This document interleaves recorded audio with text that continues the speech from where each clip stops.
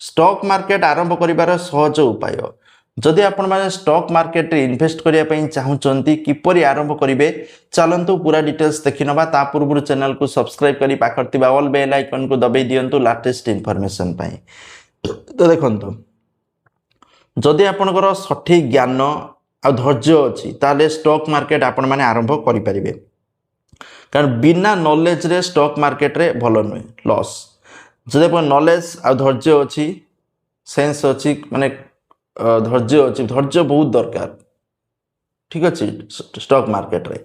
तो stock market हेउची जेउठारे company रो share किना बिका हुए आपण कौनसी कंपनी रो शेयर किनिले से कंपनी रो छोटो ओनर आपण माने हेले।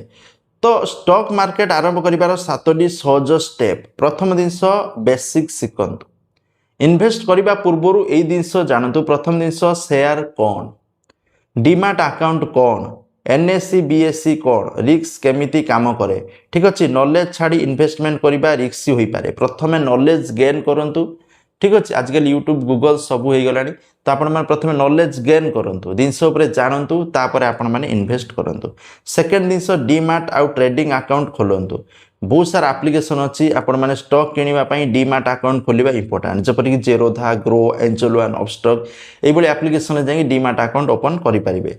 छोटो अमाउंट रु आरंभ करंतु 500 टंका 1000 टंका 2000 टंका रु आपण माने लगेगी धीरे धीरे सिखंतु ट्रेडिंग टा इंट्राडे हो ट्रेडिंग सिखंतु। प्रथम इंपोर्टेंट होची सिखिबा अल्प अल्प अमाउंट रो सिखंतु जेतोळे आपण माने परफेक्ट हे जिवे तो बड़ा अमाउंट लगे पारिबे।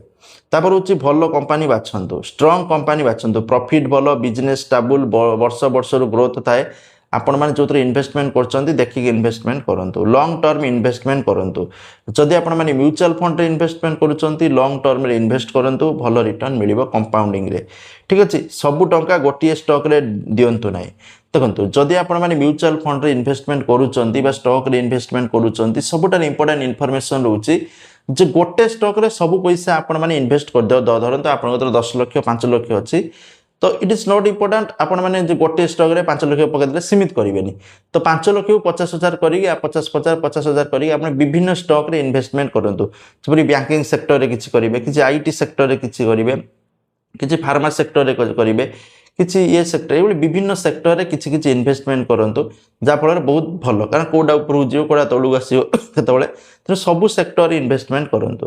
एसआईपी माध्यम रे म्यूचुअल फंड रो मध्ये आरंभ करि परिबे।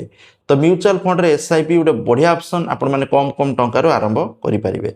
स्टॉक मार्केट रे केउ भूल आपण माने करिवेनी लोन नै इन्वेस्ट करंतु नाही सोशल मीडिया टिप्स उपरे ब्लाइंडली आपण माने अंध भावे विश्वास करंतु नहीं कारण निजे भी नॉलेज गेन करंतु। शीघ्र धनी हे जिवे एपरि गुडा मानसिक आपण माने रखिबेनी जे शीघ्र धनी हे जिवे स्टॉक मार्केट रे टाइम लागिवो जदी नॉलेज भलो अछि ताले बहुत बेटर जे नॉलेज नाही ताले आपण माने केले भाबिले होबनी।